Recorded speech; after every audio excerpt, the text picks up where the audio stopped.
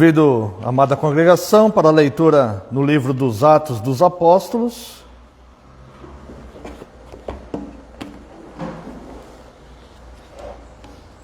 Capítulo 27.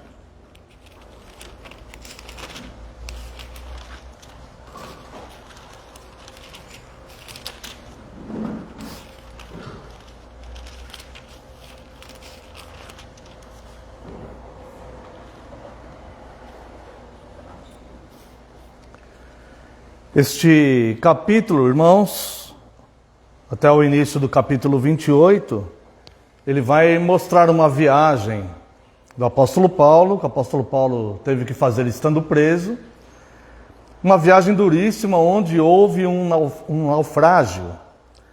E o ponto principal que eu quero chamar a atenção dos irmãos aqui nesse sermão é o cuidado de Deus com os moradores da ilha de Malta. Os irmãos vão entender aqui perfeitamente. E eu pretendo, se Deus me der graça, abordar essa questão aqui dessa viagem.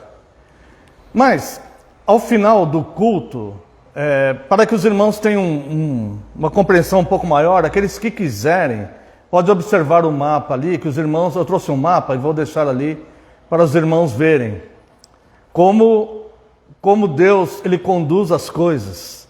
E como que eles chegaram nessa ilha de Malta para cumprir o propósito de Deus de abençoar vidas de pessoas que estavam ali, uma redundância, né? Numa ilha, ilhados, mas sem o socorro. Vamos analisar o que houve. Convido a amada congregação, portanto, Atos dos Apóstolos, capítulo 27, leremos o verso 1 até o verso 3. Quando foi decidido que navegássemos para a Itália, entregaram Paulo e alguns outros presos a um centurião chamado Júlio, da corte imperial. Embarcando num navio adramitino, que estava de partida para costear a Ásia, fizemo-nos ao mar, indo conosco Aristarco, macedônio de Tessalônica. No dia seguinte, chegamos a Sidom, e Júlio, tratando Paulo com humanidade, permitiu-lhe ir ver os amigos e obter assistência. Até aqui, vamos fazer uma breve oração. Pai Santo e Eterno, glorificamos o Teu nome, Deus. Entendemos, Senhor, que o Senhor nos trata com misericórdia e derrama sobre nós a Tua graça. E por isso que estamos aqui nessa santa comunhão, ó Deus, observando a riqueza da Tua palavra, Deus, do Teu agir. No mundo que cada vez mais se afasta do Senhor, se entrega à própria imaginação, aos próprios prazeres, à busca dos próprios interesses e benefícios. E nós reconhecemos que é Tua graça, Deus, em meio a essa geração, nós estarmos aqui, em santa comunhão, com nossos irmãos e irmãs, cultuando ao Senhor, que é o Deus vivo, o Rei do Universo, e observando a Tua santa palavra, desejosos, Deus, na expectativa que o Senhor nos instrua. Sim, Deus, que o Senhor nos instrua, porque eu não tenho nada para dizer, ó Pai, na verdade também preciso ser instruído pelo Senhor. Então clamamos que essa Tua graça seja abundante agora, Deus. Que nada nos impeça de entendermos a Tua palavra revelada. Que pelo Teu favor e graça, Teu Espírito Santo venha nos iluminar nesta palavra. E eu clamo a Ti, Deus, rogo a Ti, que neste momento, Senhor, eu diminua. E só prevaleça a Tua palavra, porque a Tua palavra é a verdade. No nome santo e poderoso de Jesus, é que eu oro agradecido. Amém. Amada Igreja do Senhor Jesus Cristo, venho vos proclamar Cristo, o condutor da vida e da história. E assim como essa jornada marítima do apóstolo Paulo, Deus nos conduz milagrosamente na jornada da vida e conduz outros até nós para nos ajudar. E muitas vezes nos conduz a outros, para que possamos levar, sermos instrumentos do próprio Deus. E isso tudo sem que nós percebamos. Deus, Ele é o condutor destas coisas. O texto narra uma viagem em que Paulo, preso, deveria se apresentar em Roma. Lucas, que é o autor do livro dos Atos dos Apóstolos, descreve que ele estava nesse navio também. Como nós vemos aqui no verso 1, onde ele fala, navegássemos, quando foi decidido que navegássemos para a Itália. Então, Lucas também estava neste navio. Um outro fato importante, antes de abordarmos essa viagem, que devemos observar aqui, é este navio adramitino, que diz aqui nos versos 2 e nos versos 3. Embarcando num navio adramitino, que estava de partida para costear a Ásia, fizemos-nos ao mar, indo conosco Aristarco, Macedônio de Tessalônica. No dia seguinte, chegamos a Sidom, e Júlio, que era esse centurião da corte imperial, tratando Paulo com humanidade, permitiu-lhe ver os amigos e obter assistência. Bem, aqui neste começo, aqui nós vamos procurar entender algumas coisas. Primeiro, o fato de ter esse navio adramitino, que estava de partida para costear a Ásia, é algo que deve ser pensado. Por quê? Porque eles estavam indo para a Itália. Esse centurião tinha que levar esses presos e Paulo para Roma. Paulo estava indo para Roma porque o próprio Paulo apelou para César. Então eles estavam indo para Roma. Só que de Jerusalém para Roma, a rota não era costear a Ásia. E eles pegaram esse navio adramitino, que deveria costear a Ásia. Bem, nós não sabemos exatamente por que isso aconteceu, é totalmente contra a rota. O caminho ficou muito mais longo, vamos dizer assim. Talvez fizeram isto, o próprio Júlio, o centurião, talvez tenha feito isto por causa dos presos, para evitar uma espécie de tentativa de fuga dos presos, ou porque eles não conseguiram simplesmente um outro navio. Mas o fato é que é bastante interessante, nós devemos observar essa mudança de rota. Este capítulo 27, ele tem muita semelhança com a nossa vida, irmãos. E aqui nós vamos perceber claramente o agir de Deus. Muitas vezes Deus muda a rota e o percurso que nós estipulamos para nós mesmos. Muitas vezes nós fazemos a logística da nossa vida. Nós traçamos os nossos planos e nós pensamos, vou por aqui, eu vou por ali, vou fazer isso, vou fazer aquilo, vou comprar, vou vender, vou edificar, vou derribar. Muitas vezes nós planejamos tudo isso. Mas não são poucas as vezes que Deus muda os planos. Não são poucas as vezes que a nossa rota ela é mudada sem que nós simplesmente não possamos fazer nada. Simplesmente há uma mudança de percurso que nós temos que seguir outro percurso que não é aquele originalmente que nós queríamos fazer e nós somos totalmente impotentes para mudar aquilo. E o que é mais interessante na vida, quando nós observamos a soberania de Deus, é que todas essas coisas para o homem, elas são fortuitas. Para o homem, todas essas coisas são fortuitas. Para o homem, todas essas coisas são um acaso, são coincidências, ou destino, ou algo que aconteceu coincidentemente ali por uma mudança. Para o homem, essas coisas são fortuitas. Mas a Bíblia nos apresenta um Senhor soberano que conduz todas as coisas.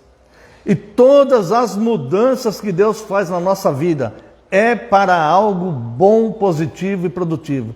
Ou para nós, ou para outras pessoas. E houve aqui então uma mudança de rota e Deus muda o percurso. Então, o propósito de Deus era levar esse navio para um outro lugar. Na verdade, o propósito de Deus era atender um homem chamado Públio, cujo pai estava doente nessa ilha de Malta, e toda aquela sociedade, todas aquelas pessoas que viviam ali naquela ilha e que estavam passando por um problema ali de saúde. Nós não sabemos se era uma epidemia ou se era alguma coisa assim, mas o que nós vamos ver no final do texto, no final desse sermão, é que Deus providenciou um meio de atender aquelas pessoas e de chegar uma ajuda ali que não chegaria de outra forma. Bom, nesse texto nós vamos ver que Paulo chegou a Roma, conduzido de forma maravilhosa pela mão de Deus. O final da viagem vai ser em Roma. E nós vamos ver no percurso quanta coisa aconteceu que Deus protegeu Paulo. Veja que Paulo apelou para César, por isso essa viagem. Se os irmãos quiserem ver aqui em Atos capítulo 25, verso 11. Paulo estava aqui perante Festo. E o verso 11 diz: caso, pois, tenha eu praticado, aqui é o apóstolo Paulo falando, caso tenha eu praticado algum mal ou crime digno de morte, estou pronto para morrer.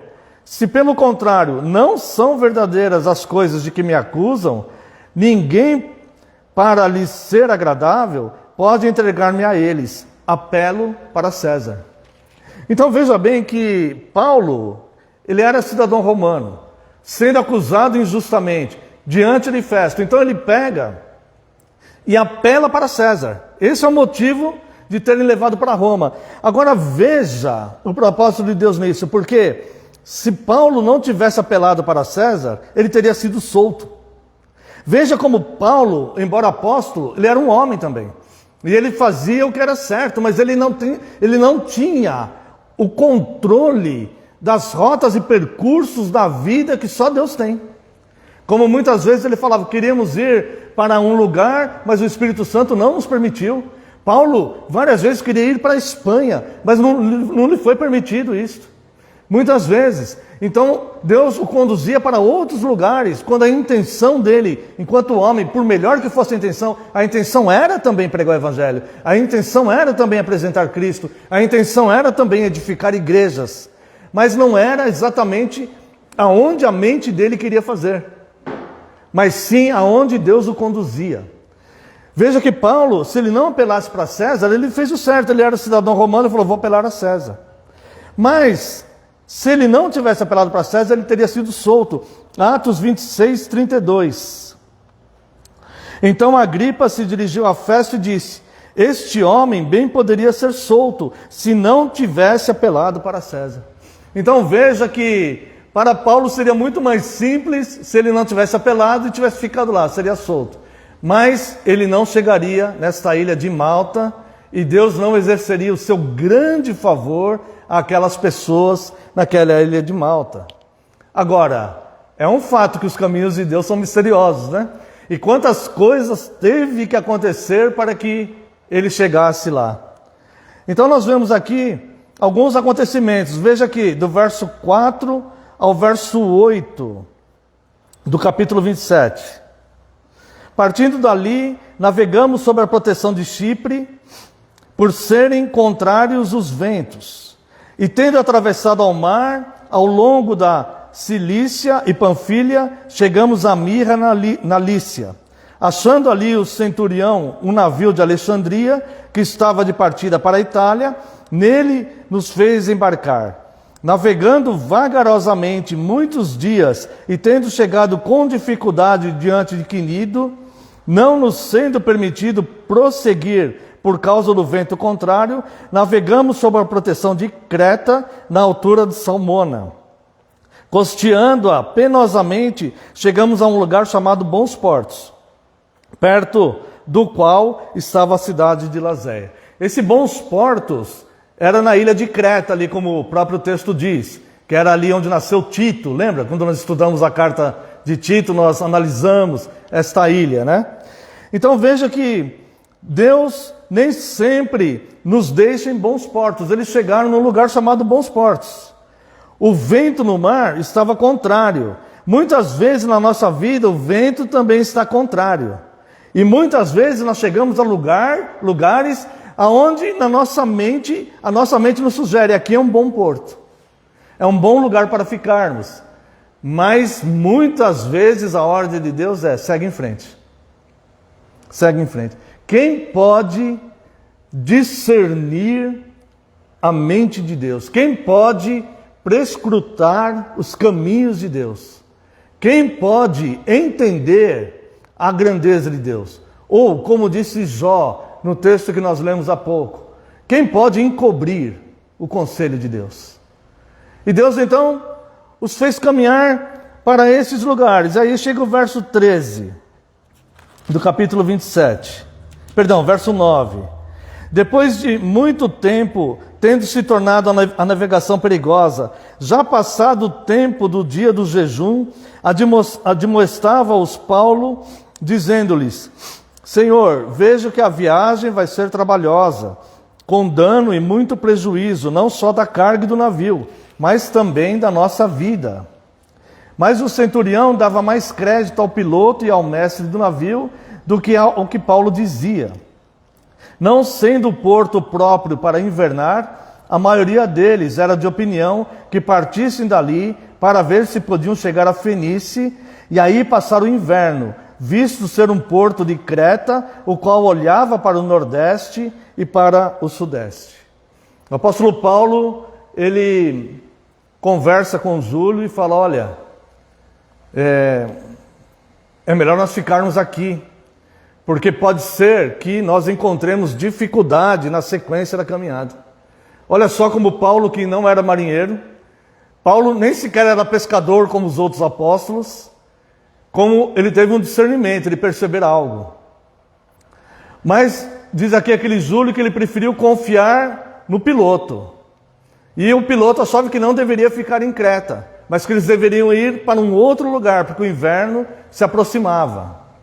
A ilha de Creta, como não vai dar tempo de explicar aqui nesse sermão, mas os irmãos que estiveram aqui estudando as pastorais, quando chegamos a Tito, nós vemos que não era um lugar aconselhável para estrangeiros. Era um lugar bastante perigoso, um lugar onde a sociedade não vivia, digamos assim, na sua maioria, de forma honesta. Eles tinham práticas ali que eram contrárias à moral e era de fato um lugar perigoso. Os homens eram maus e perversos ali, eram homens cruéis que viviam nessa ilha de Creta. E o piloto então achou melhor não ficar ali.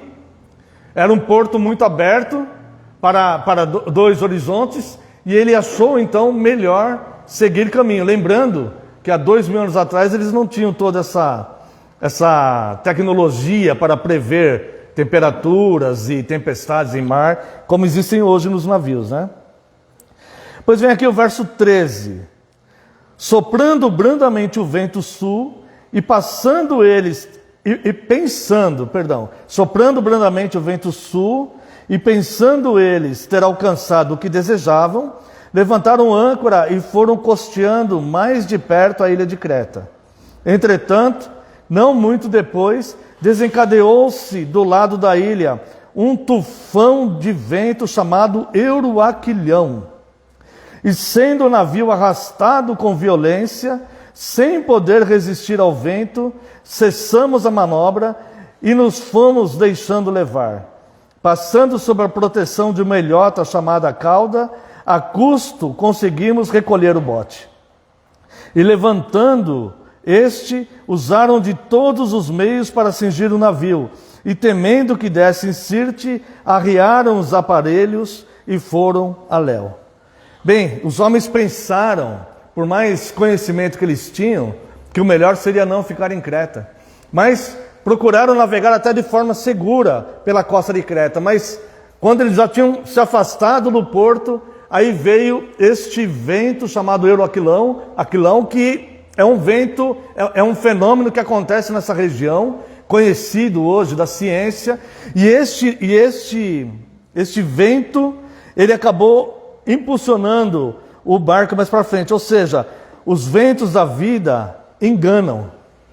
Começam suave, como aqueles homens falaram: olha, o vento está suave, nós podemos seguir. Mas muitas vezes os ventos suaves, eles trazem verdadeiras tempestades nele. Irmãos, muitas vezes nós entramos em situações na vida que parece que estão de forma suave nos convidando para fazer algo. E nós olhamos aquilo e observamos e procuramos colocar toda a nossa vivência, nossa experiência, e olhamos e falamos assim: olha, é melhor seguir esse vento suave do que ficar nessa ilha de Creta. Essa é uma vivência humana, é uma experiência humana. Mas nem sempre nós podemos prever o que virá nesse caminho. Cada vez mais, irmãos, quando estudamos a palavra, nós vemos que o melhor para nós é deixar Cristo tomar as decisões e a rédea da nossa vida. Como nós falamos, sobre a questão das duas árvores. Quero relembrar essa pequena ilustração aqui. Dois homens plantam exatamente a mesma muda de árvore. E um vai pedindo para Deus, manda chuva, manda frio, manda sol. E o outro apenas fala, Senhor, cuida dessa árvore segundo o teu querer. E a árvore daquele que mandou, que deixou totalmente na mão de Deus, cresce frondosa. E a do outro cresce mirrada. Porque mesmo que a gente ore e peça para Deus, nós não sabemos o que a árvore da nossa vida precisa. Entende, irmãos? A nossa oração não deve ser, Senhor, faça isso, Senhor, faça aquilo. Senhor, faça meu filho fazer não sei o quê. Senhor, faça meu marido fazer não sei o quê. Senhor, faça minha esposa fazer não sei o quê. Não é essa a nossa oração. Não foi assim que Cristo nos ensinou a orar. A oração é, venha o seu reino, seja feita a sua vontade. Senhor, cumpra a sua vontade na vida do meu marido. Senhor, cumpra a sua vontade na vida da minha esposa. Senhor, faça a sua vontade na vida do meu filho. Senhor, faça a sua vontade na vida dessa igreja onde congrego. Ela é tua. Faça a sua vontade aqui. E deixe Deus agir. Porque muitas vezes, irmãos, nós entramos nos ventos suaves e não sabemos as tempestades que vêm pela frente, né? Então, nós vemos essas questões. Os olhos humanos têm coisas que eles não podem prever. Verso 18. Açoitados severamente pela tormenta, no dia seguinte já aliviavam o navio. E ao terceiro dia, nós mesmos com as próprias mãos lançamos ao mar a armação do navio. E não aparecendo havia já alguns dias nem sol nem estrela, caindo sobre nós grande tempestade, dissipou-se afinal toda esperança de salvamento. Veja que eles estavam severamente açoitados por essa tormenta. Um dia depois de tomarem a decisão de seguir, porque os ventos eram suaves. Eles não conseguiam prever naquela época que viria esse Euroquilão, essa tormenta. Um dia antes, um dia depois da decisão, a tormenta veio. E quando a tormenta veio, veja bem, eles ficaram, verso 18, eles tiveram que aliviar o navio. E ao terceiro dia, nós mesmos com as próprias mãos lançamos ao mar a armação do navio. Ou seja, eles começaram a deixar o navio à deriva. Não podia mais manter aquelas armações. Eles mesmos jogaram fora aquelas armações. Muitas vezes, irmãos, nós temos que pegar as armações da nossa vida e jogar no mar. E deixa Deus conduzir, deixa Deus agir. Deus é que tem a vontade perfeita e agradável. Deus é que sabe aonde esse navio vai parar. Porque se eles mantêm essa tentativa de conseguir, o navio simplesmente ia rachar no meio. Eu fiz uma pequena pesquisa dessas embarcações antigas e era muito comum isso daqui.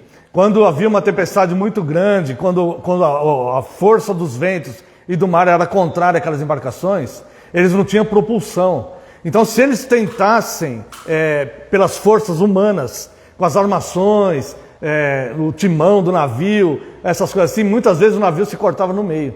E o navio naufragava, porque eles tentavam segurar para um lado e o vento jogava para o outro. E aqueles navios simplesmente eles cortavam no meio. Então eram embarcações precárias. E o vento era muito forte. Então eles decidiram lançar tudo no mar, para não ter perigo nenhum dessas velas, dessas armações, fizerem um contraponto aos ventos, de alguma forma. Então, por questão de segurança, era que, basicamente, irmãos, um dos últimos recursos. E aqui ele fala, Lucas ele menciona aqui, que já fazia dias que eles não viam nem sol nem estrelas. Não viam sol, lua e estrelas. E aí finalmente perderam a esperança de salvação. É isso que diz o livro do Apocalipse. Sem luz não há esperança.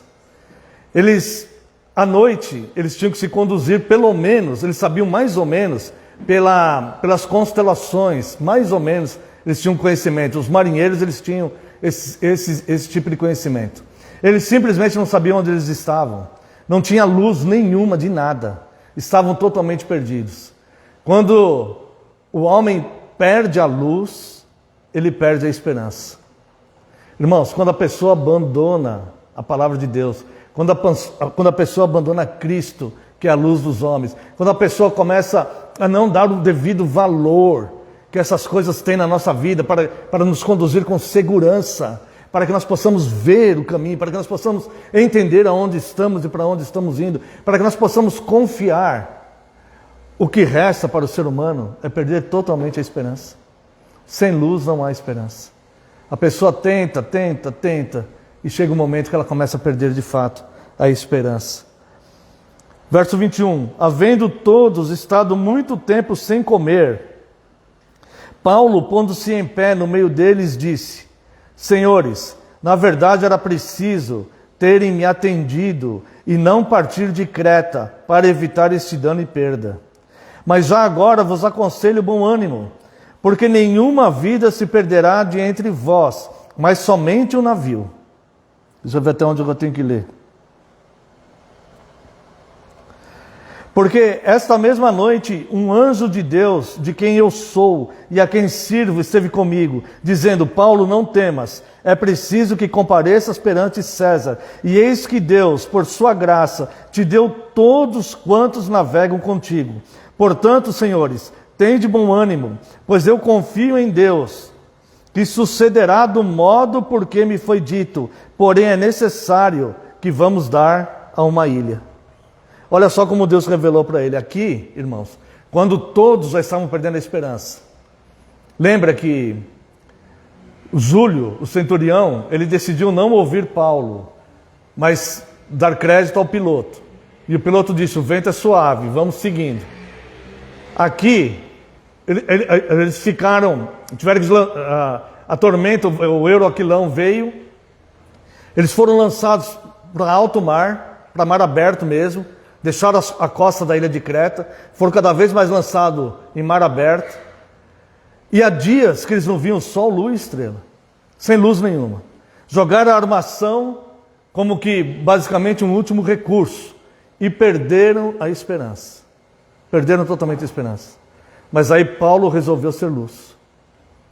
Eles não viam sol, luz e estrela, mas Paulo tinha uma luz para mostrar para eles, que é Deus. E Paulo falou para eles: não temam, se alimentem, tenham bom ânimo, nós vamos precisar de força, se alimentem, porque o Deus de quem eu sou, Ele me mostrou que nenhum se perderá. O navio vai se perder, mas nenhum dos que aqui estão se perderão. Paulo teve ousadia e coragem de levantar aqueles homens, de ser luz naquele lugar, onde ele estava ali, naquele navio, no momento crítico, onde as pessoas, irmãos, quando fala, eles estavam em alto mar, numa situação como essa. Para nós é bem tranquilo ler isso aqui, né? E perderam totalmente a esperança, dias sem ver luz, estrela e sol, perderam totalmente a esperança. Irmãos, eles estavam em pleno desespero. Eles estavam em mar aberto, num barco, num navio, sem as armações, sem mais força nenhuma que podia conduzir aquilo, sem iluminação, sem nada. Eles estavam esperando simplesmente o navio naufragar e eles perecerem ali. E o apóstolo Paulo, então, ele decide ser luz, e ele vem falar: Paulo trouxe bom senso e bom ânimo, apoiando as pessoas na fé. É assim que nós somos luz. Nós não somos luz trazendo palavras de desvarios, que sem fundamento, que nós não temos, nem nós mesmos temos convicções. Não é assim que nós somos luz. Nós somos luz trazendo bom senso, trazendo bom ânimo, exortando as pessoas a terem bom ânimo e apoiando as pessoas a crerem, a terem fé, a segurarem. É assim que nós podemos ser luz. E isso tudo nós fazemos mostrando Deus, e nós mostramos Deus através da palavra que Ele revelou. É a única forma de mostrar Deus. Podemos mostrar pela natureza que existe um Criador, mas mostrar quem é este Deus, como Paulo fez aqui, é simplesmente pela palavra de Deus. Então nós vamos seguindo aqui, verso 27.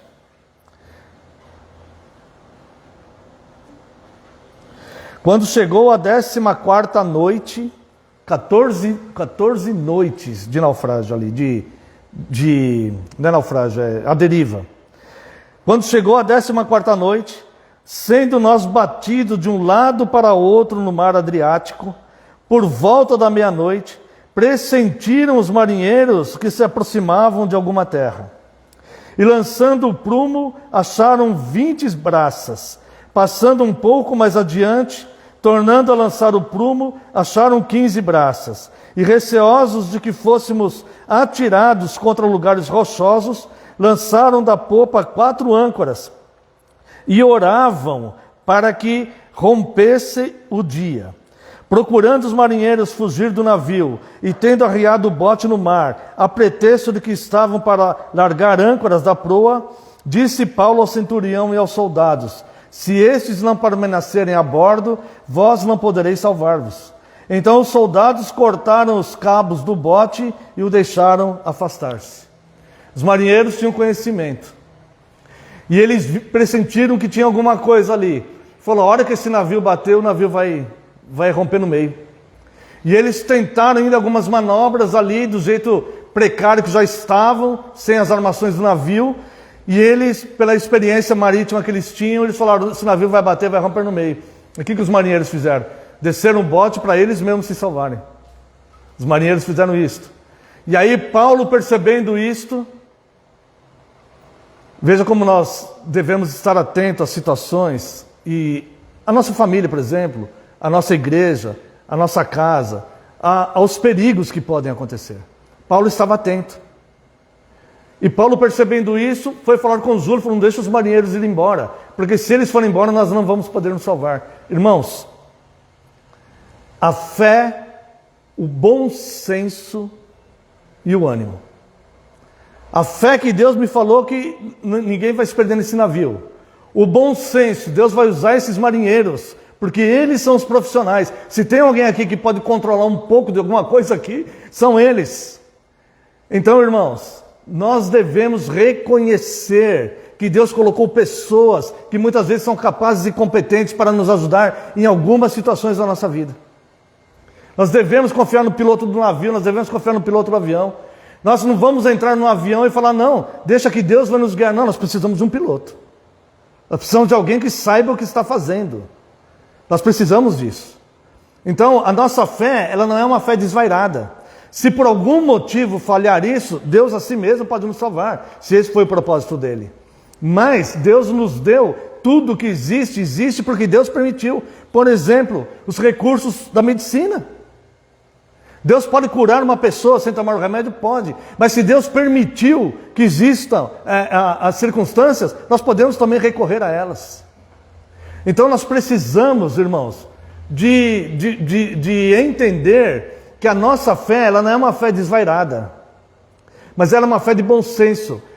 Ou seja, aquele Deus que é soberano e que governa tudo, fez a medicina chegar no avanço que chegou. Nós precisamos da polícia militar. Nós precisamos de segurança pública. Nós precisamos dessas coisas. Então Paulo, quando ele vê que os marinheiros estão indo embora, Paulo fala com o Júlio, fala assim: não deixa eles ir embora. Porque se eles forem embora, nossa chance aqui vai ser... Ou seja, Paulo, ele mesmo levantou a questão da fé. E ele mesmo levanta a questão do bom senso. É através desses homens que Deus vai também usar esses homens para também nos cuidar aqui nessa situação que nós estamos. Verso 33. Enquanto amanhecia, Paulo rogava a todos que se alimentassem, dizendo: hoje é o 14º dia em que, esperando, estáis sem comer nada, tendo provado. Eu vos rogo que comais alguma coisa, porque disto depende a vossa segurança, pois nenhum de vós perderá nem mesmo um fio de cabelo. Tendo dito isto, tomando um pão, deu graças a Deus na presença de todos, e depois de o partir, começou a comer. Todos cobraram ânimo e se puseram também a comer. Estávamos no navio 276 pessoas ao todos. Refeitos com a comida, aliviaram o navio, lançando o trigo no mar. Então Paulo continua sendo luz. E Paulo chama a atenção deles e fala assim: olha, vocês não podem se entregar a essa situação, sabe por quê? Nós ainda não morremos. E eu creio no Deus que me trouxe até aqui e que Ele tem poder para nos salvar a todos. E Ele me mostrou. que nenhum de nós se perderá. 276 pessoas. Portanto, não se entregue. É como dizer assim, olha, o naufrágio não vai te matar, então não morra de fome. Não se mate aí sozinho por causa do seu desespero. Não se mate sozinho por causa da sua desesperança. Não se mate sozinho porque você não está vendo solução. Você ainda não morreu. Você continua vivo. Então se alimente, fortaleça-se, continue. O barco ainda não virou. Você ainda não foi lançado ao mar. Continue cuidando. Irmãos, a nossa vida é exatamente assim. Não pare de se alimentar, não pare de se alimentar da palavra, não desista, não se entregue, não jogue a toalha, não perca as esperanças. Irmãos, eu gosto muito de luta de boxe, muito. E uma das coisas que se aprende no boxe é o seguinte, enquanto não veio o nocaute, você pode entender aquela luta, se adaptar e aprender a lutar contra aquele adversário que está te espancando. Sabia disso? Enquanto não veio o nocaute, você pode entender como é que ele está lutando, como é que ele está te batendo, se adaptar àquilo e reverter a situação. E quantos lutadores já não conseguiram fazer isso? Então, irmãos, não se entregue, continue em frente, vai seguindo. É isso que Paulo fala para aqueles homens. Se alimentem. Muitas vezes, irmãos, nós temos às vezes umas coisas do ser humano, né? Quando eu falo nós do ser humano, muitas vezes a gente sofre por antecipação. A gente fica sofrendo por coisas que não aconteceram. A grande maioria dos nossos medos nunca vão acontecer. E muitas vezes a gente perde noites de sono. Irmãos, às vezes a gente perde os melhores momentos da vida, porque a gente não aproveita os melhores momentos da vida. Estando com pessoas que a gente ama, fazendo coisas úteis para Deus, para as pessoas. Porque dentro da nossa cabeça nós estamos com medo, nós estamos sem esperança, nós estamos sem luz, nós estamos desiludidos, estamos deprimidos, estamos abatidos. Irmão, tenha de bom ânimo. Tenha de bom ânimo. Tenha bom senso de ver as coisas, seu coração continua batendo. Você tem muita coisa ainda que você pode produzir e fazer. Não pare de se alimentar, não pare. Como esse marinheiro aqui, eles dependiam desses marinheiros, né? Muitas pessoas dependem da gente, de cada um de nós. Não tem ninguém, irmãos, no mundo que é totalmente inútil e incapaz. Não tem. Todos nós temos condições de ajudar alguém, de fazer alguma coisa para alguém. Então vamos lá. Paulo insiste então no bom senso, verso 39. Quando amanheceu, não reconheceram a terra, mas avistaram uma enseada, onde havia a praia. Então consultaram entre si se não podiam encalhar ali o navio. Levantando-se as âncoras, deixaram ir ao mar, largando também as amarras do leme, e lançando a vela de proa ao vento, dirigiram-se para aquela praia. Dando, porém, no lugar onde duas correntes se encontravam, encalharam ali o navio. A proa encravou-se e ficou imóvel, mas a popa se abria pela violência do mar. O parecer dos soldados era que matassem os presos, para que nenhum deles nadando fugisse. Mas o centurião, querendo salvar a Paulo, impediu-os de fazer, e ordenou que os que soubessem nadar fossem os primeiros a lançar-se ao mar e alcançar a terra. Quanto aos demais, que se salvassem uns em tábuas e outros em destroços do navio, e foi assim que todos se salvaram em terra. Olha só. Como foi possível, de fato o navio se perdeu, mas como foi possível aquelas pessoas todas sobreviverem? 276 pessoas. Chegaram totalmente casualmente, porque lançaram mão como é que chama? Do timão lá do navio, recolheram a âncora, deixaram o navio. O navio foi sendo conduzido. Lembra que nós falamos no começo? Para os homens é tudo de forma fortuita. Mas Deus está operando. E Deus leva esse navio, irmãos, para duas correntes de água. E essas duas correntes levaram o navio para encalhar na ilha de uma forma tão salvadora, vamos chamar assim, que a parte da frente do navio encalhou ali e não podia mais mover. Atrás se abriu totalmente. Perdeu o navio, mas aquela parte ali conseguiu manter eles a salvos ali vivos, onde eles ficaram encalhados. E aí então, os marinheiros, os soldados, eles falam, olha, os que sabem nadar vão primeiro, lance. Primeiro os soldados queriam matar os presos, que era uma prática dos romanos. Em qualquer situação que acontecesse, que não pudessem chegar ao destino, eles matavam os presos para não ter perigo do preso fugir. E aí, Paulo rogou que ninguém morresse. E aí então eles ouviram e conseguiram chegar àquela ilha. O propósito de Deus prevalece. Deus move o coração do centurião a favor de Paulo.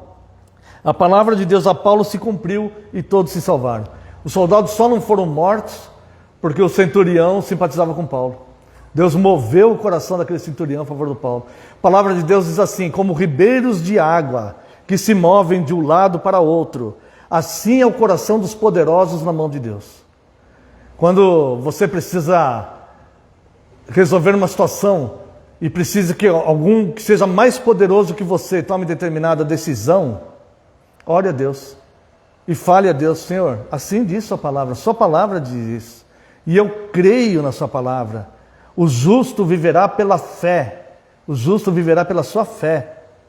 Nós precisamos apenas de Cristo. O justo viverá pela sua fé. E olha e fala, Senhor, eu creio na sua palavra. Sua palavra é fiel e digna de toda aceitação. E a sua palavra diz, como ribeiros de águas, que se move de um lado para o outro, para a direita ou para a esquerda, assim é o coração dos poderosos na tua mão. O Senhor pode mover o coração dele para um lado ou o coração dele para o outro lado. E foi isso que Deus fez no coração desse centurião. Moveu o coração dele em favor a Paulo. Ele poderia simplesmente odiar Paulo, né? Poderia achar Paulo prepotente, poderia não gostar. Como é que a gíria fala? Não ir com a cara de Paulo, né? Não, mas Deus moveu o coração dele para simpatizar com Paulo. E aí, salvou a vida de todos aqueles presos que estavam lá. Até Aristarco de Tessalônica, Macedônia, estavam lá com eles. Então nós vemos aqui, o propósito de Deus prevalece, Deus move o coração do centurião a favor de Paulo, a palavra de Deus prevalece. Agora vejam, para nós encerrarmos, o propósito de Deus em toda essa tormenta. Aqui para a gente ganhar tempo, eu vou ler do 28, do 1 ao 6. Uma vez em terra, verificamos que a ilha se chamava Malta. Agora olha só, lembra, acabamos de falar, né? Que Deus move o coração das pessoas. A ilha era cheia de bárbaros. E esses bárbaros trataram eles com humanidade. Olha só. Uma vez em terra, verificamos que a ilha se chamava Malta. Os bárbaros trataram-nos com singular humanidade. O que ele quer dizer com esse singular humanidade? Misteriosamente, em vez de eles nos tirarem a nossa pele, como os bárbaros costumavam fazer, nos retalhar, nos cortar inteirinho, os bárbaros, em geral, os bárbaros nessa época aqui, todo tipo de ameaça para sua mulher e seus filhos, eles simplesmente, estripavam, eles tiravam os órgãos internos de qualquer tipo de ameaça. Se chegassem pessoas do nada, eles podiam sentir aquilo como uma ameaça. E Lucas, ele fala aqui, singularmente, nos trataram com humanidade. Olha quantos perigos eles estavam expostos, né? Além do próprio mar, né, do vento aquilão, quando chegar numa ilha como essa aí, cheia de bárbaros. Uma vez em terra, verificamos que a ilha se chamava Malta, os bárbaros trataram-nos com singular humanidade. Porque acendendo uma fogueira, acolheram-nos a todos por causa da chuva que caía e por causa do frio. Eles agiram contra sua forma de agir normal. Tendo Paulo ajuntado e tirado à fogueira um feixe de gravetos, uma víbora, fugindo do calor, prendeu-se-lhe a mão. E alguém pode dizer, né?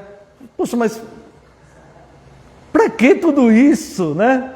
Se Deus é tão poderoso, por que tudo isso? Eu já tinha sobrevivido ao naufrágio. E agora uma víbora se prende na mão dele. Irmãos, Deus aqui tratando com esses bárbaros. Veja só. Verso 3. Tendo Paulo juntado e tirado da fogueira um feixe de gravetos, uma víbora, fugindo do calor, prendeu-se-lhe a mão. Quando os bárbaros viram a víbora pendente da mão dele, disseram uns aos outros, certamente este homem é assassino, porque, salvo do mar, a justiça não deixa viver. Olha a conclusão que os bárbaros chegaram a princípio. Porém ele, sacudindo o réptil no fogo, não sofreu mal nenhum. Mas eles, os bárbaros, esperavam que ele viesse a inchar ou cair morto de repente. Mas depois de muito esperar, vendo que nenhum mal lhe sucedia, mudando de parecer, diziam: ele é um Deus. Tipo, eles viram que aquele homem sobrevivia de forma sobrenatural. E eles eram pagãos, obviamente, os bárbaros falaram: não, esse é um Deus. Eles reconheciam que tinha uma força sobrenatural que já tinha livrado aquele homem do naufrágio e agora de uma víbora. E obviamente, o texto aqui não vai mencionar, mas o apóstolo Paulo ele era um evangelista, né? E todo lugar que ele ia, ele evangelizava as pessoas, e as pessoas tiveram este contato com Paulo. E por fim, do verso 7 ao verso 10, onde vamos terminar. Perto daquele lugar, havia um sítio pertencente a um homem principal da ilha, chamado Públio, o qual nos recebeu e hospedou benignamente por 3 dias. Aconteceu-se achar-se enfermo de desinteria, ardendo em febre, o pai de Públio. Paulo foi visitá-lo e, orando, impôs-lhe as mãos e o curou. À vista desse acontecimento, os demais enfermos da ilha vieram e foram curados, os quais nos distinguiram com muitas honrarias, e tendo nós de prosseguir viagem, nos puseram a bordo tudo o que era necessário. Então, veja que essa ilha ela estava passando uma situação, como descreve aqui os sintomas do pai de Públio, né? Uma desinteria e uma febre muito alta. Não sabemos o que era isso, uma doença pessoal ou, quem sabe, uma pandemia, porque outros doentes da ilha foram levados lá também, né? Isso aqui, aparentemente, são sintomas dessas viroses ou até mesmo de uma doença mais séria, né? Por exemplo, hoje nós conhecemos a dengue, que é uma doença que causa esse tipo de coisa. Não sabemos que tipo de situações estava acontecendo nessa ilha, mas quando Paulo cura o pai deste homem, Públio, os outros, todos que estavam doentes na cidade, todas as pessoas, que tinham várias pessoas doentes na cidade, levaram todas para lá. E aqui nós vemos manifesto a credencial apostólica de sinais e maravilhas, né? Os que possuíam esses dons de cura no Novo Testamento, todas as pessoas que eles curavam, que eles determinavam a cura, eram curadas. E aí então, todas as pessoas foram curadas. Conclusão, irmãos. Nosso sofrimento é para alcançar outros. Tudo isso aqui, depois os irmãos que quiserem olhar no mapa, vai ver como eles saíram totalmente do rumo de Jerusalém para Roma. Como que Deus os fez chegar nessa ilha de Malta. Atender aqueles bárbaros e essas pessoas que Paulo curou ali. O nosso sofrimento é usado para alcançar outros. Eu quero só deixar um versículo aqui com os irmãos, antes de encerrarmos, que é o 2 aos Coríntios, capítulo 1, verso 6. Segunda carta aos Coríntios, capítulo 1, verso 6. Mas se somos atribulados, é para o vosso conforto e salvação. Se somos confortados, é também para o vosso conforto, o qual se torna eficaz, suportando vós com paciência os mesmos sofrimentos que nós também padecemos. Então, o sofrimento do cristão, ele serve para consolar outras pessoas, para alcançar outras pessoas. Nada é em vão na vida cristã.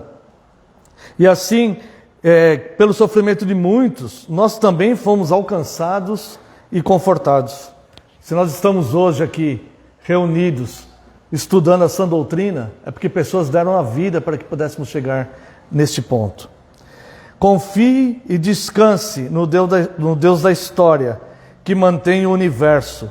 Assim como ele alcançou aquela ilha, ele te socorrerá também em todo tipo de socorro que você precise.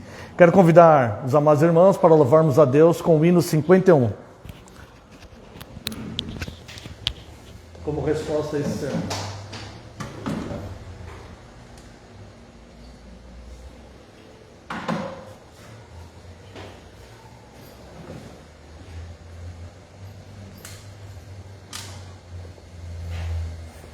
Deus vos guarde pelo seu poder, sempre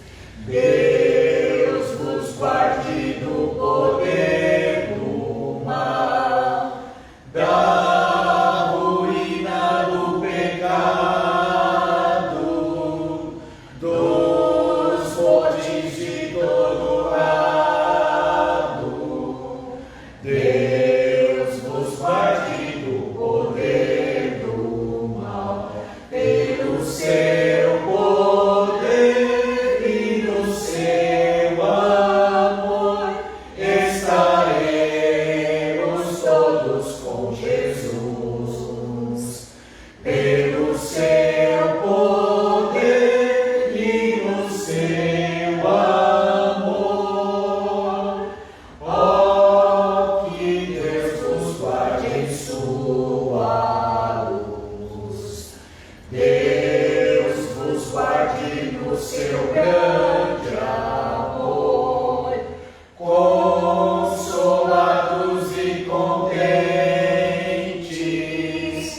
achegados para os crentes. Deus vos guarde no seu grande amor, pelo seu poder e no seu amor estaremos todos com Jesus. Pelo seu poder e no seu amor. Ó, que Deus nos guarde em sua luz. Deus nos guarde para o seu louvor, do trabalho glorioso, para o dia venturoso. Deus nos guarde para o seu louvor, pelo seu poder e no seu amor estaremos todos com Jesus. Pelo seu poder e no seu amor. Ó, que Deus vos guarde em sua luz. Convido a